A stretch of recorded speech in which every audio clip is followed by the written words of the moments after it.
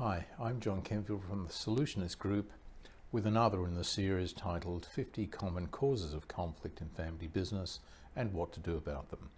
This is video number 34, talking about family dysfunction.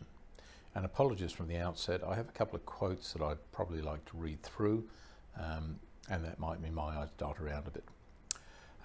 First of all, the definition of family dysfunction, taken from Wikipedia.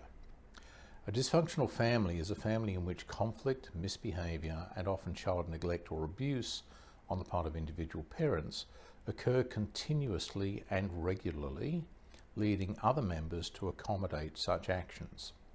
I find that a little bit of a strange mouthful, but it gives you a little bit of a flavour for what comes next.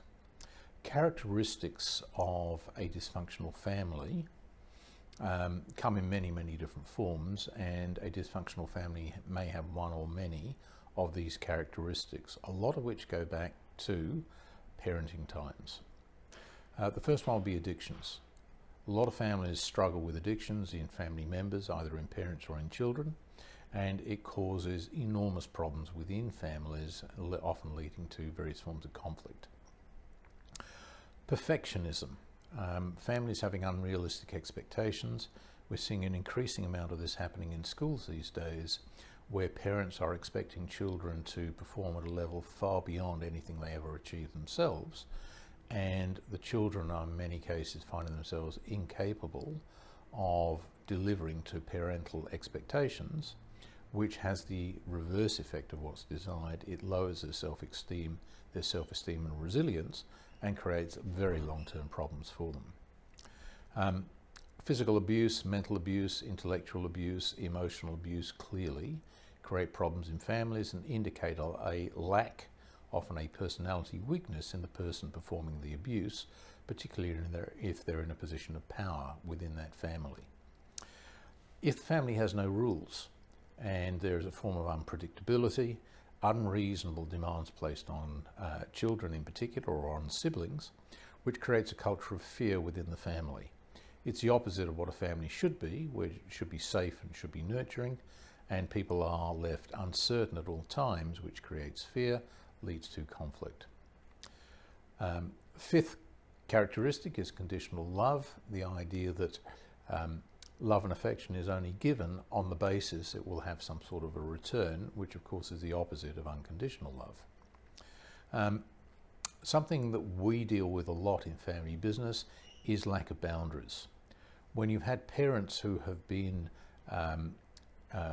rampant entrepreneurs, spending most of their time building a business, often they have not spent enough time creating appropriate boundaries in the home environment, and kids have grown up without knowing where the boundaries are, without knowing how to test themselves and find out what their own capabilities are, and consequently that can then transfer into adult life, and if it transfers into a business, it can be highly disruptive within a business environment. Seventh is lack of intimacy. This is the idea that parents are simply not around enough to provide the level of emotional support. Unfortunately, we see a lot of this with entrepreneurial fathers and mothers who see their life's role as to support dad rather than to provide emotional support for the children.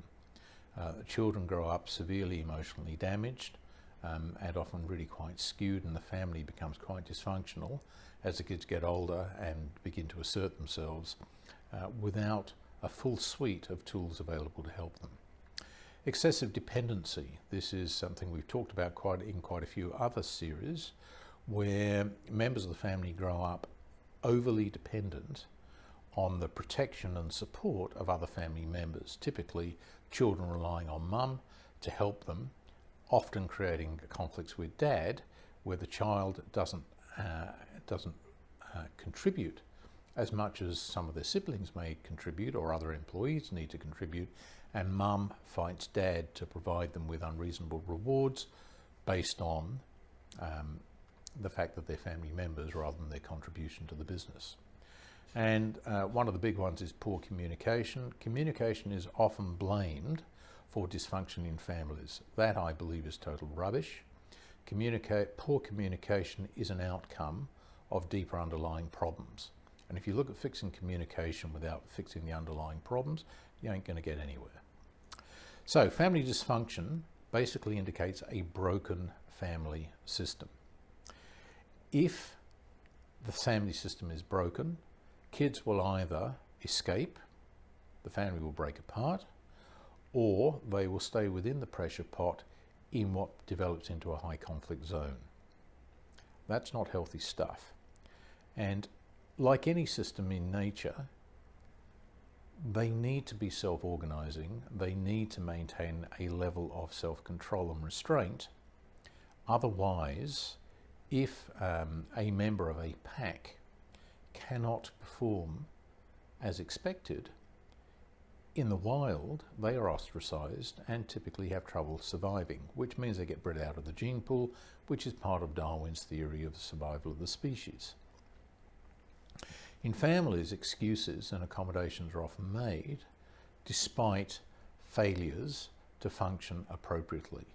If that is taken into the business, or even worse, if the business is used as a safe haven for non-performing family members, it's an absolute recipe for both family conflict and also conflict within the business. It is hugely dangerous, and if it's happening, as it is in about 80% of the matters that we end up dealing with as family business advisors, it's something that has to be identified, has to be addressed, has to be resolved. It does not fix itself, trust me on this. So, what are the solutions? The first thing is you've got to be honest. You've got to identify where there is evidence of dysfunction, and you've got to deal with it. If there is dysfunction in the family, get help to fix it. Almost certainly it will have been developing for a very long time, and the indications are the family probably cannot deal with this underlying causes by itself. Get some expert help.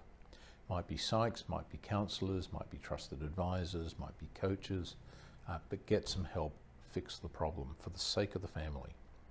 If the problem has been translated into the business, deal with the problem honestly. Call it out, identify it. You don't need to blame or break anybody in the process, but you do need to fix the problem. Again, if you have competent HR people, they may be able to deal with it, but they usually struggle if they're trying to deal with family members because they fear for their own jobs. Consider using disposable experts brought in from the outside purely for the purposes of normalizing, regularizing, fixing the broken behaviors. Some can be fixed, some can't. When they can't, you need to make decisions about what to do about it. If you need help, as always, get in touch. We'll be more than happy to try and help. If you found this video useful, please like it and share it with others, and please come back and take a look at others in the series. Thank you.